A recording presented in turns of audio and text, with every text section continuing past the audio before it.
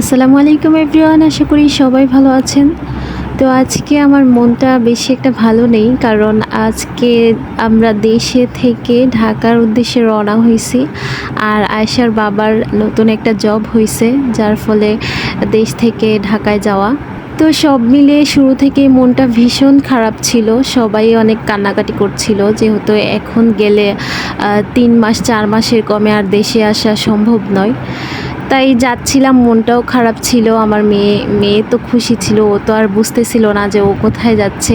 তো আমরা আস্তে আস্তে প্রায় ফেরিঘাট চলে আসছি। ফেরিঘাটে এসে দেখি ফেরি নাই, তো একটা ট্রলারে উঠছি। যাই হোক, আজকে 19শে জুলাই আর ঢাকার অবস্থা খুবই গরম। তাই আমরা সকাল সকাল রওনা দিছি, যাতে সকাল সকালের ভিতরেই আমরা ঢাকায় প্রবেশ করতে পারি। আর কোটা আন্দোলনে প্রায় অনেক মানুষই আহত হচ্ছে, নিহত হচ্ছে।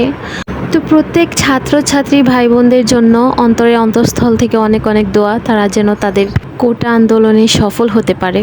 তো সবাই দোয়া করবেন, সকল ছাত্রছাত্রী এবং সাধারণ মানুষদের আল্লাহ তাআলা সুস্থ রাখুন। রাস্তাঘাটও বেশি একটা ভারী ছিল না, খুব ফাঁকা ফাঁকা ছিল। যেহেতু আমরা ভোরে রওনা দিছি, তাই সিএনজি করেই বাসায় চলে আসছি। এদিকে দেখুন মাঠঘাটও খুব ফাঁকা, মানুষ খুবই কম বের হচ্ছে, কারণ হেলিকপ্টার দিয়ে আপনার পুরো শহরটাকে পাহারা দেওয়া হচ্ছে।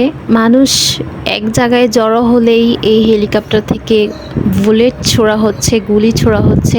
তো সবশেষে সবাই দোয়া করবেন সবার জন্য, আমরা যেন সকলেই ভালো থাকতে পারি, সুস্থ থাকতে পারি এবং কোটা আন্দোলনে বিজয় লাভ করে সকল ছাত্রছাত্রী ভাই বোনেরা হাসি মুখে বাসায় ফিরে আসতে পারে।